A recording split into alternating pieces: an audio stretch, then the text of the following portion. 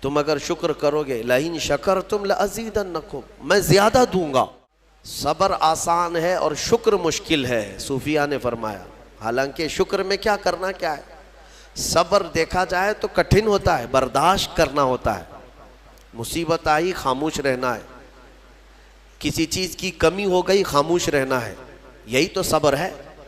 گناہ کی خواہش ہوئی لیکن نہیں کیا، یہی صبر ہے۔ صبر دیکھا جائے تو مشکل ہے، لیکن صوفیہ کرام فرماتے ہیں صبر سے زیادہ مشکل۔ السلام علیکم ناظرین، جیسا کہ آپ سماعت کر رہے ہیں کہ سلمان ازری صاحب بہت ہی پیارا بیان فرما رہے ہیں۔ آپ اور ہمیں چاہیے کہ ان کی بتائی ہوئی بات پر عمل کریں اور اس ویڈیو کو پورا دیکھیں اور آگے اپنے دوستوں تک شیئر کریں تاکہ انہیں بھی کچھ دین کی باتیں حاصل ہو۔ اب پہلے آپ ویڈیو دیکھیے۔ شکر ہے، شکر ہے۔ وہ کیسے؟ کہا کہ اس لیے کہ جب خوشیاں آتی ہیں تو عام طور پر انسان ہر چیز بھول جاتا ہے، اسے یاد ہی نہیں رہتا کہ دینے والے کا مجھے شکر بجا لانا چاہیے، وہ بھول جاتا ہے۔ یہی تو ہم نے دیکھا ہے۔ آپ تھوڑا سا تجزیہ کر کے دیکھ لیں اپنی زندگی میں، تھوڑا غور و فکر کر کے دیکھ لیں۔ ہمارے گھروں میں بھی جو کچھ بھی ایکٹیویٹیز ہوتی ہیں، جو معمولات چلتے ہیں، اگر گھر کے اندر کوئی مصیبت آئی تو آپ فاتحہ کروائیں گے، قرآن پڑھوائیں گے۔ میت ہو گئی تو کیا کریں گے؟ سب سے پہلے قرآن پڑھواتے ہیں۔ کسی کی بیماری ہو گئی، نزا کا وقت آیا، کسی کو بلایا، آپ قرآن پڑھوا رہے ہیں۔ بہت سخت بیمار ہے، پانی پڑھ کر کے پھکوا رہے۔ یہ ساری مصیبتوں کے وقت آپ قرآن یا عبادت کی طرف جا رہے ہیں، سجدہ کر رہے ہیں۔ لیکن کبھی شادی ہو رہی ہے گھر میں، بچے کا عقیقہ ہو رہا ہے، ولیمہ ہے، منگنی ہے، ان سب مواقع پر جو خوشیوں کے ہیں، کب قرآن خوانی ہوتی ہے؟ کب قرآن پڑھا جاتا ہے؟ کیا رب ذوالجلال کی بارگاہ میں پہلے سے کوئی شکرانے کی محفل ہوتی ہے؟ بہت کم دیکھا گیا۔ موت پر، غم پر، بیماری پر دعائیں مانگی تو ضرور جاتی ہیں، قرآن پڑھا تو جاتا ہے، لیکن خوشیوں کے موقع پر بندہ بھول جاتا ہے۔ اسی لیے صوفیہ اکرام نے فرمایا شکر جو ہے یہ مشکل ہے، اور منافق شکر نہیں کر سکتا۔ یہ مومن کو عطا کی ہوئی نعمت ہے شکر کرنا۔ شکر کیسے کریں گے آپ؟ شکر کے بہت سارے طریقے ہیں۔ صرف یہ نہیں ہے کہ زبان سے کہہ دیا الحمدللہ، بلکہ تمہارے ہاتھ و پیر بھی شکر بجا لاتے ہیں، تمہاری زبان بھی اور تمہارا دل بھی۔ تینوں طریقے ہیں شکر کے۔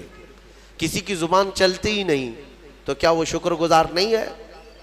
لیکن اگر اللہ رب العزت کے حوالے اپنے آپ کو کر دیا، دل سے وہ کہتا ہے کہ مولا میرا کچھ نہیں، سب تیرا ہے، وہ دل سے کہہ رہا ہے، اس کے دل کا شکر ہے۔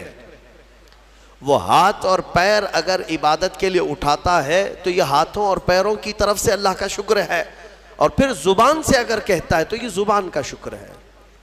الحمدللہ۔ اور میرے عزیزو، اللہ تبارک و تعالیٰ کو شکر ہی پسند ہے، اور شکر کا جو سب سے بہترین لفظ ہے وہ کیا ہے؟ شکر کرنے کا اللہ کا سب سے بہترین لفظ کیا ہے؟ الحمدللہ۔ یہی ہے نا؟ آپ کو عادت ڈالی گئی ہے کہ کسی نے بھی اگر آپ سے پوچھا کہ طبیعت کیسی ہے تو آپ کیا کہتے ہیں؟ الحمدللہ۔ چاہے سر درد ہو ہی رہا ہو لیکن آپ کہتے ہیں الحمدللہ۔ یہ شکر کرنے کا سب سے بہترین لفظ کیا ہے؟ الحمدللہ۔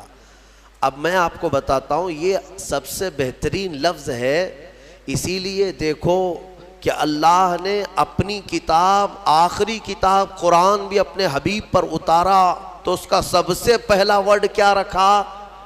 الحمدللہ۔ الحمدللہ سے پورا قرآن شروع ہوا۔ پھر تم اگر مولا کی بارگاہ میں عبادت کے لیے کھڑے ہوئے، نماز کے لیے رکعت باندھے، امام اگر کہیں سے جہر میں شروع کیا تو کہاں سے؟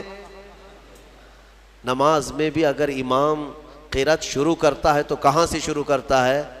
الحمدللہ سے ہی شروع کرے گا۔ میرے عزیزو، اتنا ہی نہیں بلکہ روایتیں ملتی ہیں کہ آدم علیہ السلام کو جب پیدا کیا گیا اور ان کے جسم میں روح ڈالی گئی، آپ کو چھینک آئی، سب سے پہلے آپ کی زبان سے نکلا الحمدللہ۔ اس سے اندازہ کرو کہ میرا مولا شکر پسند کرتا ہے، شکر پسند کرتا ہے۔ اسی لیے 30 سے زیادہ مرتبہ تم سے پوچھ رہا ہے مولا کون کون سی نعمتوں کو جھٹلاؤ گے؟ تم اللہ رب العزت کے آگے سیرنڈر ہو جاؤ، سپرد ہو جاؤ کہ مولا نہیں، میں تیری کسی نعمت کا انکار نہیں کرتا۔ تمہیں اندازہ بھی نہیں ہے تمہارے پاس نعمتیں کیا کیا مولا نے دیا ہے، تمہیں اندازہ بھی نہیں ہے۔ وَإِن تَعُدُّوا نِعْمَةَ اللَّهِ لَا تُحْصُوهَا، اللہ فرماتا ہے اگر تم گننا چاہو گے اللہ کی نعمتیں ہرگز گن نہیں سکو گے۔ کیسے گنیں گے؟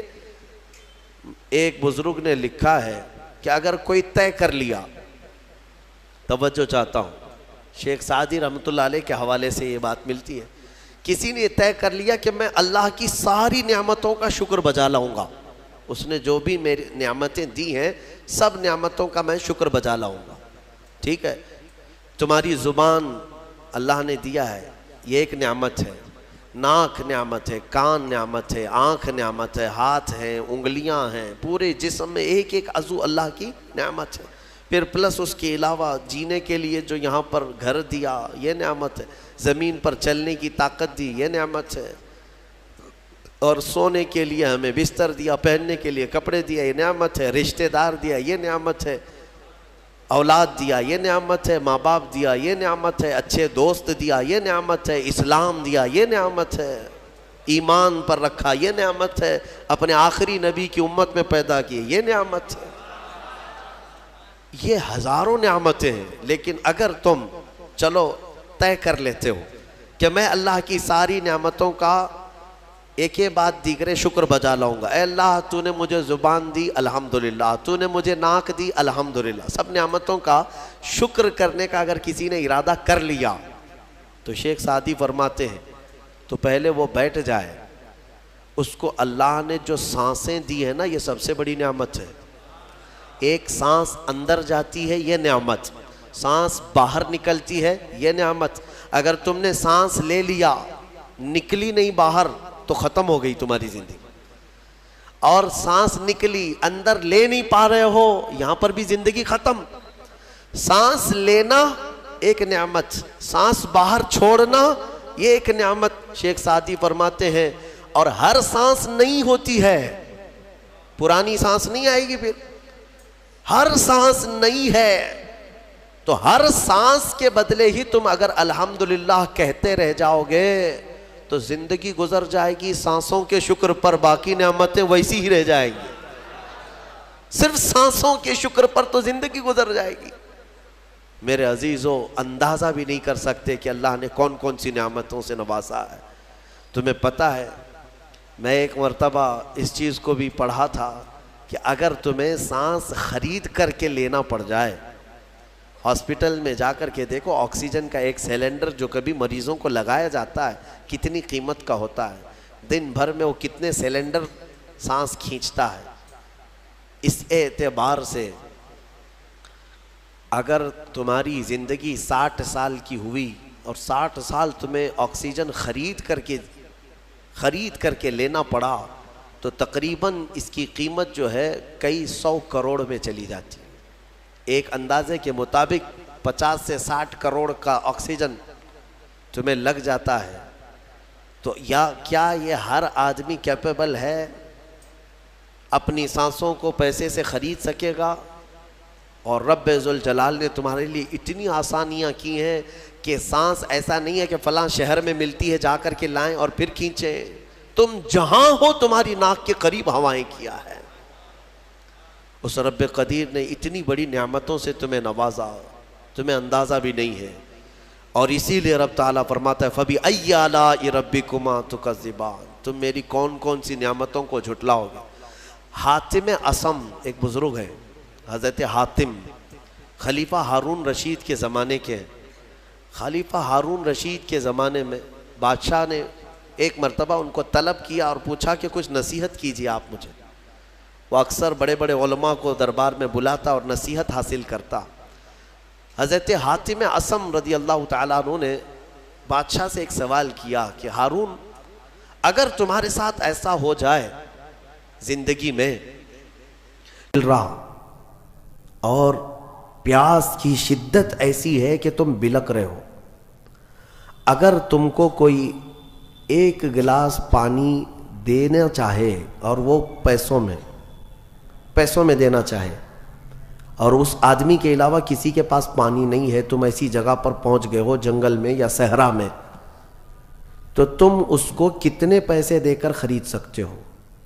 ایک گلاس پانی وہ بہت بڑی قیمت لگا رہا ہے، تم کو اگر بہت شدت کی ضرورت ہے تو تم کتنا مال دے کر کے خریدو گے؟ خلیفہ ہارون رشید نے کہا میں اپنی آدھی سلطنت بھی دینے کو تیار ہو جاؤں گا ایک گلاس پانی، کیونکہ ضرورت ہے انسان کی، جان بچانا ہے۔ تو حاتم اصم نے کہا ٹھیک ہے، تمہیں پانی تو مل گیا، کبھی ایسا ہوا تمہاری زندگی میں تم نے پانی تو پی لیا، پیٹ بھر کر پی لیا، پیٹ بھر کر کے، لیکن پانی اب نکلتا نہیں ہے، باہر نہیں نکلتا پانی، کوئی صورت ہی نہیں ہے کہ تمہارا پانی باہر آئے، پیشاب بند ہو چکا ہے۔ کوئی ایک حکیم ایسا ہے جو تم سے یہ کہے کہ میں تیرے پیٹ کا پانی باہر نکال دوں گا تو تو اسے کتنی قیمت دے گا؟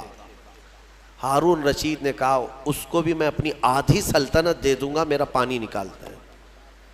تو حضرت حاتم اصم نے فرمایا ہارون تیری پوری سلطنت کی قیمت ایک گلاس پانی کے برابر ہے، اگر نہ ملے تو آدھی سلطنت اور مل جائے نکالنے کے لیے آدھی سلطنت، تو سوچ وہ رب ذوالجلال بغیر کسی قیمت کے روز تجھے پلاتا بھی ہے اور روز تیرے سے نکالتا بھی ہے، کتنی بڑی نعمت ہے تیرے لیے۔